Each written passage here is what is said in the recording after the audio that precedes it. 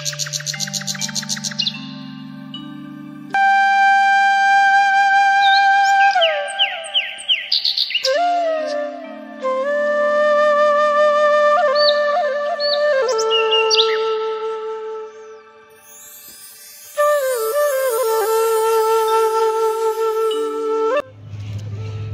Morning.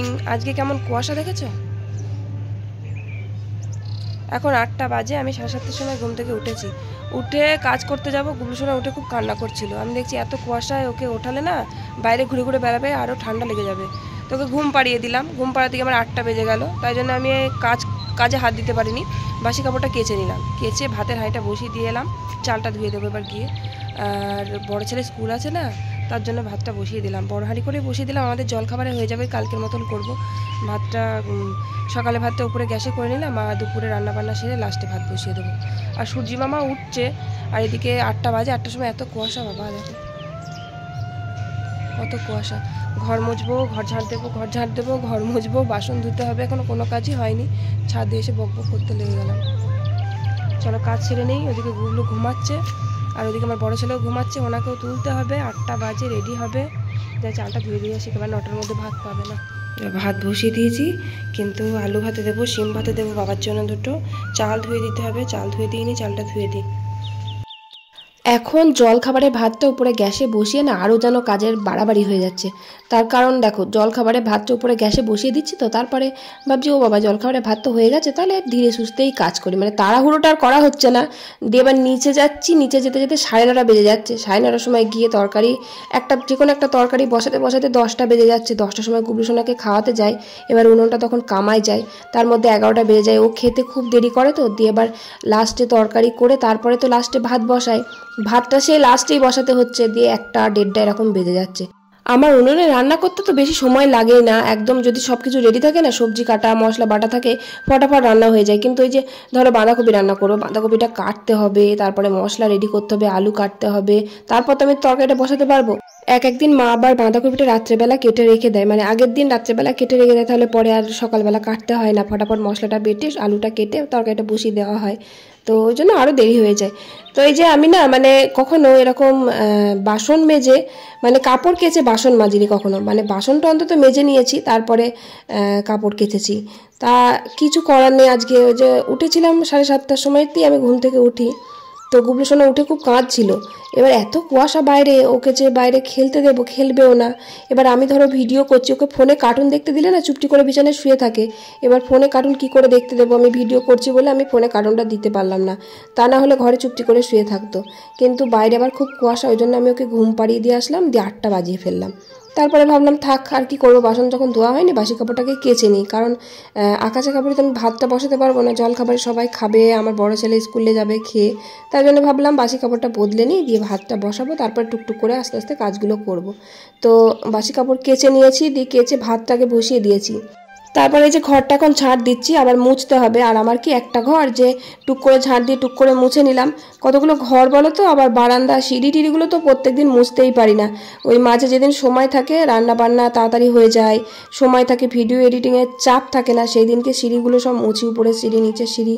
কারণ প্রচুর কাজের চাপের মধ্যে না আমাকেও তো শরীরটা দেখতে হবে, তাই না বলো তো। আমার মাঝে মাঝে এত কোমরে যন্ত্রণা করে, এই যে শরীর খারাপ করে, হাত পা কামড়ায়, হাতে যন্ত্রণা, পায়ে যন্ত্রণা। কি আমি কি বিছানায় শুয়ে থাকি? তোমরা দেখেছো কোনোদিনও যে না দিদিভাই জ্বর এসছে বলে সারাদিন শুয়ে আছে, কাজ করছে না? জ্বর গায়ে কিন্তু আমি কাজ করি, রান্না করি, কখনো আমি শুয়ে থাকি না, রেস্ট নিই না। আরে বাবা, আমরা তো বাড়ির বউ নাকি, চুপচাপ শুয়ে বসে থাকলে আমাদের কি সংসার চলবে? কারণ আমাদের বাড়িতে যা প্রচুর কাজ, বসে থাকলে চলবেই না একদম। আর তারপরে আমার দুটো ছেলে জানোই তো, একটার পেছনে ছুটতে ছুটতে দিন কাবার, আবার আর একটার পেছনে ছুটতে ছুটতে দিন কাবার। তো ভগবানের কাছে আমার একটাই প্রার্থনা, যে ভগবান যেন আমাকে পরিশ্রম করার মতন ক্ষমতা দেয়। 9টা 20-তে ঘুম থেকে উঠলো আমার গুবলু আজকে। গুবলুকে এখন শুধু দুধ খাওয়াবো। বিস্কুট খাওয়াবে দুধ তো? হামিদা আমায় সকাল সকাল একটা। ভাত তো হয়ে গেছে, তরকারি চুনো মাছ নিয়েছে, আর ভাবছি পুঁই শাক করবো, পুঁই মিটুলি। আর বেতর শাক এনেছে কালকে জেঠু, বা রাত্রিবেলায় বসে বসে বেছে রেখেছে। বেতর শাকটা ভাজা করব, আর ওই চুনো মাছ দিয়ে আলু বেগুন দিয়ে তরকারি, আর পুঁই মিটুলি চচ্চড়ি। চলো তোমাকে খাইয়ে দিই চোপাচোপ। বেতর শাক তোমরা চেনো নিশ্চয়ই। বেতর শাকটা না আমার ভীষণ ভালো লাগে। বেতর শাকটা আমার শাশুড়ি মা পছন্দ করে না, তারপরে বাড়িতে খুব একটা কেউ ভালোবাসে না, কিন্তু কেন জানি না আমার বেতর শাকটা খুব ভালো লাগে। আমাদের জমিতে ওই যে কি বলে মুসুরি লাগিয়েছিল না, মুসুরির জমির মতো ওই বেতর শাক প্রচুর হয়েছিল আগের বছর, মনে আছে আমি একটা ভিডিও করেছিলাম, বেতর শাক তুলে নিয়ে এসেছিলাম মাঠ থেকে। খুব ভালো লাগে, মানে বেছে বেছে তুলতে হয়। তো আমার জেঠু শ্বশুর কালকে নিয়ে এসেছিল, রান্না বান্না শেষে দিয়ে বলছে বেতর শাকটা ভাজো। তো বেতর শাক কত বাজতে সময় লাগে বলো তো। তো রান্না হয়ে গেছে, আমি কী করে বাজবো আর কী করে বা ভাজবো। তো জেঠুকে বললাম জেঠু থাক আজকে, কালকে করব। তো রেখে দিয়েছিলাম, জেঠু আবার সন্ধ্যাবেলা টিভি দেখে তো বসে বসে বসে বসে বেছে দিয়েছে। তো বেতর শাকটা আজকে ভাজা করবো। আর পুঁই মিটুলি খেতে ইচ্ছা করছে অনেকদিন থেকে, অনেকদিন খাইনি, আর অনেক হয়েছে বাড়িতে, অনেকগুলো হয়েছে তো, আর বাড়িতে দুটো মানুষ খায়, কত আর খাবো, তাই জন্য মানে যেটা খায় না বাড়িতে সেটা যেন বেশি হয়। তো নিচে চলে এলাম গুবলু সোনাকে খাইয়ে, আর আমি চা খাইনি কারণ অনেকটা বেলা হয়ে গেছে বলে আর চা খাইনি। এই তো কিছুক্ষণ পর আবার ভাত খাবো। তো হাঁড়ি কড়াইটা মাটি দিলাম, দিয়ে যে কড়াইটা বসিয়ে ভাবছি যে কটা আগে বেগুন ভেজে নিই জল খাবার খাওয়ার জন্য। আর কচি কচি বেগুন দেখলে না আমার শুধু ভাজা করতে ইচ্ছা করে, কি কচি বেগুনগুলো আর এই কালো বেগুনগুলো খেতে বেশ ভাজা খুব ভালো লাগে, মিষ্টি মিষ্টি হয়। আর বেগুন তো এই শীতকালটাই খাবো, গরমকালে বেগুন খুব একটা ভাল লাগে না। আনে ঠিকই, বেগুন নিয়ে আসে, কিন্তু ভাল লাগে না খেতে, একটু টক টক হয়ে যায় শীতকালে, এই গরমকালে বেগুনটা। শীতকালে বেগুন ভালো লাগে, পোড়া ভাজা তরকারি খুবই ভাল লাগে আমার বেগুনটা।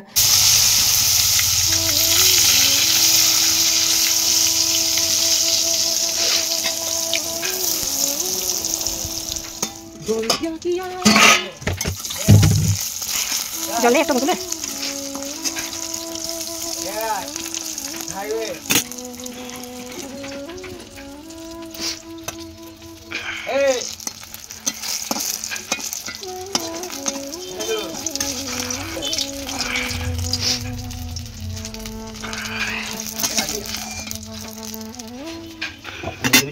না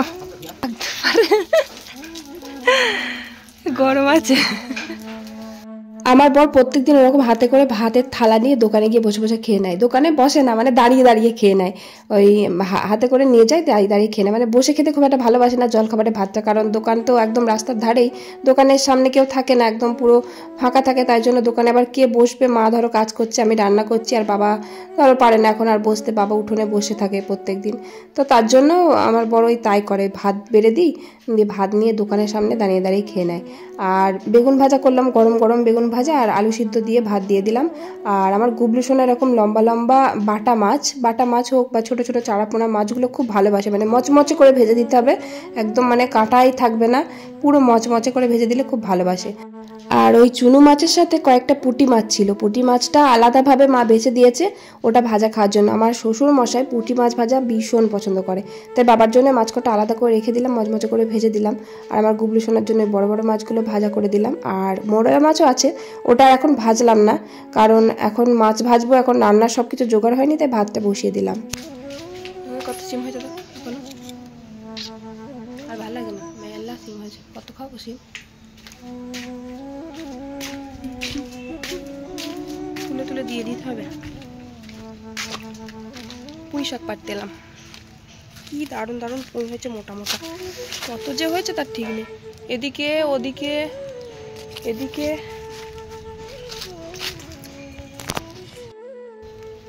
এখানে হয়েছে দেখো পুঁই মিটুলি, আমার এই পাকা পাকা এই পুঁই মিটুলিগুলো খেতে খুব ভালো লাগে। এই দেখো লাল শাক হয়েছে, এখানে বীজ ফেলেছিল যেটা, ওই জন্য হয়েছে, এগুলো খাবো না, ড্রেনের ধারে যদিও। এই যে এইখানে দারুণ পুঁই হয়েছে, সেদিনকে কেটে খেলাম, এই যে কি বাবা, কি দারুণ দারুণ মিটুলি হয়েছে, বড় বড় খাবার মতন। ওই ডালটাই আমি কাটবো, ইস হেভি মোটা মোটা, এই ডালটা কেটে নিলেই হবে। সেদিন একটা ব্লেড রেখে দিয়ে গেছিলাম, কোথায় রাখলাম দেখি তো, আছে কি না, এই যে আছে।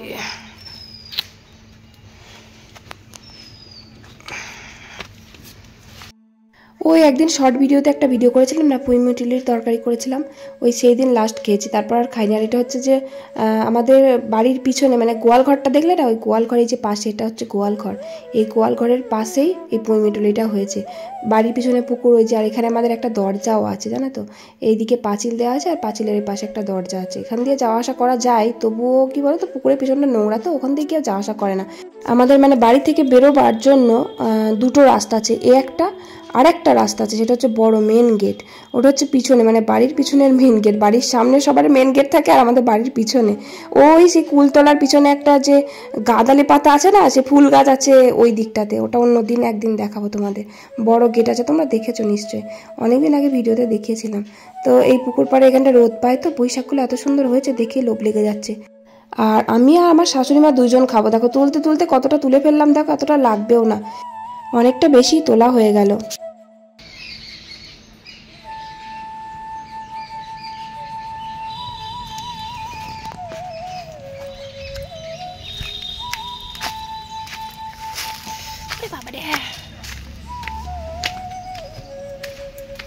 এতগুলো লাগবেও না, অনেকগুলো হয়ে গেল, সিম তো পাড়া আছে, লাগবে না।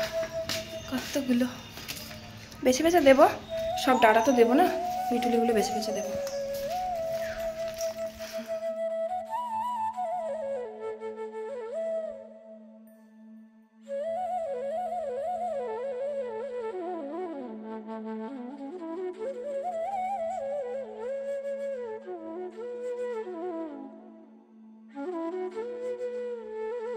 পুঁই মিটুলি চচ্চড়ির মধ্যে না অনেকে পেঁয়াজ ভেজে দেয়, মানে পেঁয়াজটা আর কি দেয়, তো আমরা কোনোদিন পেঁয়াজ দিয়ে করিনি, ভাবছি একদিন করে দেখতে হবে পেঁয়াজ দিয়ে কেমন লাগে।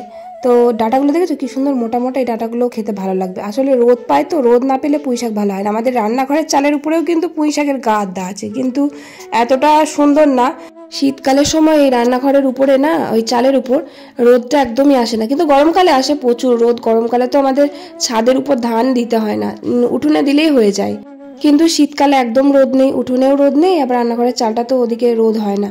তো পুঁইশাকের গাদা আছে, শুধু এই এদিকে না, আবার ওই পিছনে তো অনেকগুলো আছে, পুকুর পাড়ের ওই পাঁচিলটা যেখান থেকে তুলে নিয়ে আসলাম ওখানেও আছে, আবার আমার যে পুরনো রান্নাঘর ছিল সেই রান্নাঘরের চালের উপর গাদা রয়েছে।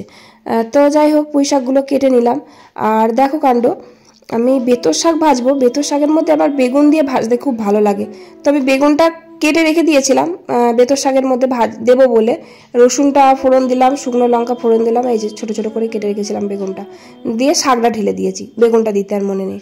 আবার কে নামিয়ে ভাজছে বলো তো, তারপরে আবার শাকে বেশি তেল হয়ে গেলে ভাল লাগবে না খেতে। তো মা বলছে সত্যি সামনে কেটে রেখে দিয়েছি, তাও ভুলে গেছো তুমি, কি বলবো, সত্যি করে ভুলে গেছি, কিছু করার নেই। মা বললো শুধু ভালো লাগে বেতর শাক খেতে, খারাপ লাগে না, আর কি করা যাবে। আমার কিন্তু বেগুন দিয়ে বেশি ভালো লাগে খেতে, আমার বেতর শাক খুব ভালো লাগে, তবে বেগুন দিয়েই ভাজা করি। যাকে দেওয়া হয় না, আর কি করা যাবে বলো তো। আর ওই বেগুনগুলো কুচিয়ে ফেলেছিলাম ওই শাকে দেওয়ার জন্য, ওটা আবার পুঁই শাকের মধ্যে দিয়ে দিলাম, কি হবে বেগুনগুলো আবার, তাই জন্য পুঁই শাক চচ্চড়ির মধ্যে দিয়ে দিলাম।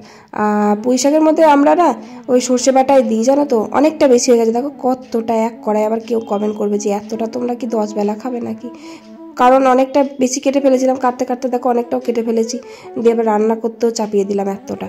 ভাবছি রান্না করে কাকিমাদের একটু দিয়ে দেবো, কাকিমা খুব ভালোবাসে খেতে, তো আবার ওদের আজকে রান্না করিনি, ওরা পুঁইশাক রান্না করলে সেই দিন আমাদের দিয়েছিল পুঁইশাকের মিটুলি চচ্চড়ি, আমি আজকে কাকিমাদের দিয়ে দেবো একটু, অনেকটা বেশি হয়ে গেছে, এতটা খেতেই পারবো না আমি আর শাশুড়ি মা, আর আমাদের বাড়িতে কেউ খায় না, ওই জন্যই তো আরও ওঠে না। আর আমার জেঠু শ্বশুর আবার এখন দেখছি কদিন থেকে খাচ্ছে পুঁইশাকটা, পুঁইশাকের ডাঁটাটা পছন্দ করে না, তবে যে সবজিটা দেওয়া থাকে মাখা মাখা ওটা আবার খায়।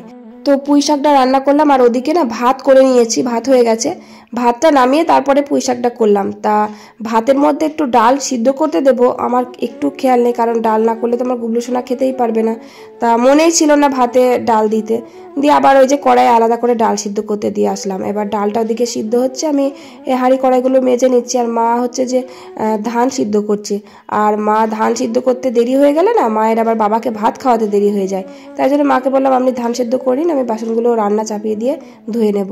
কিন্তু এখন বাজে কিন্তু একটা, অনেক দেরি হয়ে গেছে, এখন একটা কিন্তু তরকারি হবে, ডালটা করব, তারপরে আবার ওই যে মাছের আলু বেগুন দিয়ে চুনো মাছের তরকারিটা করব। ভাবছি তরকারিটা ডালটা হয়ে গেলে আমি গুবলু সোনাকে খাওয়াবো, তারপরে তরকারিটা একটা করব, কারণ একটা অলরেডি বেজেই গেছে। আজকে আমার মানে এত হাঁপানি লেগে গেছে, সে গরু হাঁপানোর মতন করে হাঁপাচ্ছি, এদিক যাচ্ছি ওদিক যাচ্ছি, এত দেরি হয়ে গেছে রান্না। আজকে কত কিছু রান্না করলাম বলো তো, বেতর শাক ভাজা, পুঁই শাক চচ্চড়ি, বেগুন ভাজা, তারপরে মাঝে একটা ডিম ভেজেছিলাম, সেটা দেখায়নি, আমার বড় ছেলের জন্য জলখাবারে খেয়েছে। তারপরে এই যে দেখো এই তরকারিটা আর ওই ডালটা আলাদা করে সিদ্ধ করতে গিয়ে তো লেটটা হয়ে গেল, ভুলে গেছিলাম, ভাতে দিয়ে দিলেই ঝামেলা মিটে যেত, টুক করে ফুটিয়ে নিতাম একটু ফোড়ন দিয়ে। তো ডালের মধ্যে সবজি দিয়ে দিয়েছি একবারে, আমার শ্বশুরমশাই ওই সবজির তরকারি তো আলাদা আজকে আর করা হয়নি, ওই গাজর, তারপর একটু পেঁপে, সব রকম সবজি দিয়ে একবারে ডালটা করে নিয়েছি, সেদ্ধ করে নিয়েছি, দিয়ে লাস্টে একটু জিরে শুকনো লঙ্কা দিয়ে ফোড়ন দিয়ে নিলাম। ওদিকে আমার গুবলু সোনাও খেতে পারবে আর বাবার ওদিকে খাওয়া হয়ে যাবে। চুনো মাছের তরকারিটা আলু আর বেগুন দিয়ে করলাম, এই তরকারিটা আমার খুব ভালো লাগে খেতে, মানে আমার ফেভারিট তরকারি এটা একদম। খেয়ে দিয়ে একটু ছাদে এসে বসলাম, সর্ষেগুলো আছে, সর্ষেগুলো তুলতে হবে, পাখিতে পায়রাতে খেয়ে নিচ্ছে।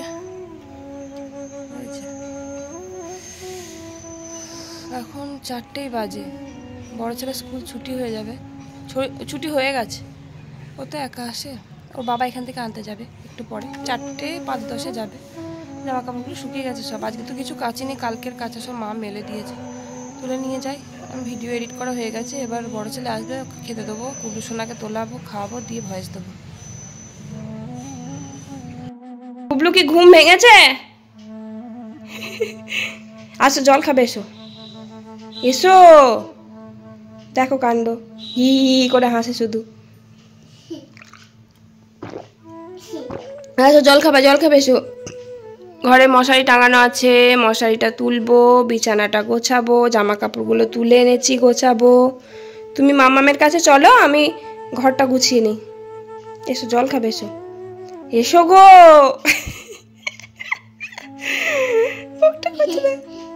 এসো তাড়াতাড়ি এসো, বকছি আমি কিন্তু।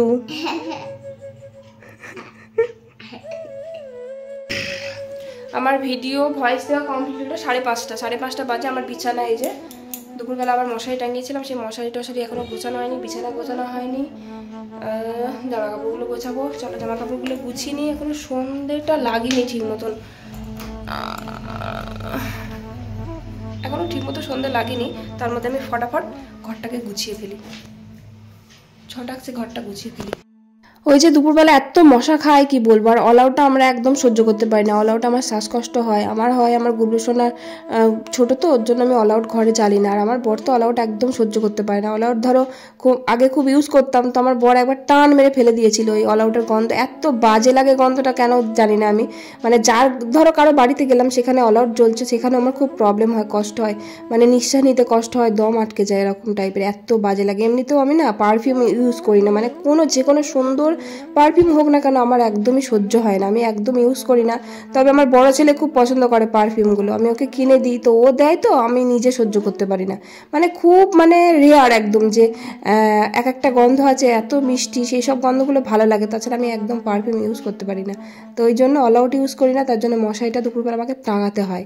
তো তারপরে এই যে দেখো সন্ধ্যেবেলা মশারি তুললাম, সন্ধ্যে লেগেই গেছে, আমার বড় ছেলে যে সন্ধ্যে দিয়ে দিচ্ছে, তো মশারিটা তুলে ফেললাম, আর বিছানাটাও গুছিয়ে নিয়ে ঘরটাও গুছিয়ে নিলাম, গোছানো কমপ্লিট একদম।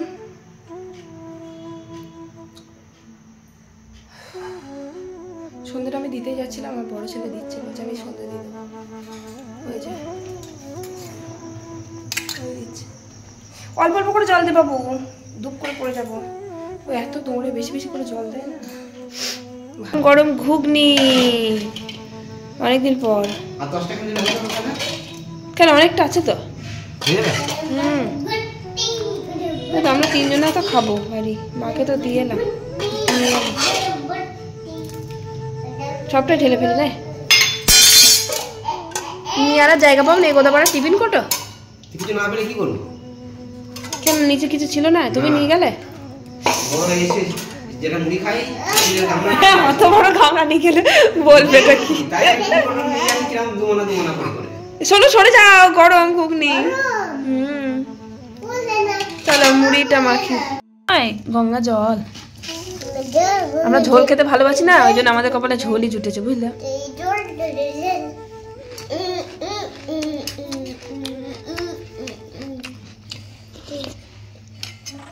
প্রচন্ড নুন হয়ে গেছে, প্রচন্ড। জানো তো সামনের ক্যামেরা তো অন করে যদি খাই না, আমি তো মনে হয় যেন বাহাতে করে খাচ্ছি। একজনা কমেন্ট করছে পিকনিকের ভিডিওটা, তোমরা সবাই বাহাতে করে খাও কেন? কি হলো বলছি, তোমরা সবাই বাহাতে করে খাচ্ছ কেন? সামনের ক্যামেরায় ভিডিও করেছিলাম না খাওয়ার সময়টা, দিয়ে বাহাতে করে লাগছে, ওটা ঠিক করা হয়নি। এটা আমি বাহাতে করে খেলাম, ক্যামেরা মনে হয় ডান হাতে খাচ্ছি। আমরা ক্যামেরা করলাম তো এর মধ্যে ডান হাতই দেখাচ্ছে, বাঁ হাত দেখাচ্ছে। এটা বাঁ হাত মনে হচ্ছে। কোথায়? এইটা ডান হাত মনে হচ্ছে। না, এটা তো ডান হাতই তো। এইটা না, ওইটা ডান হাত মনে হচ্ছে। না, অসম্ভব। ওইটা আমি বলছি, ওইটা ডান হাত মনে হচ্ছে ক্যামেরায়। কি হচ্ছে দেখো ভালো করে, যে বাঁ হাত মনে হচ্ছে না, ডান হাতটাকে এরকম মনে হচ্ছে না বাঁ হাতে করে খাচ্ছে। এটা সামনের ক্যামেরার জন্য। না, মুড়িটা খেয়ে নি, আর ব্লগটা বাড়াবো না। চলো লাইক করে দিও আর কমেন্ট করে দিও। কেন এতটুকু খাও? আমার অনেক মুড়ি আছে। কতগুলো মুড়ি দিবি? চলো tata, bye bye. Bye bye, tata. Tata.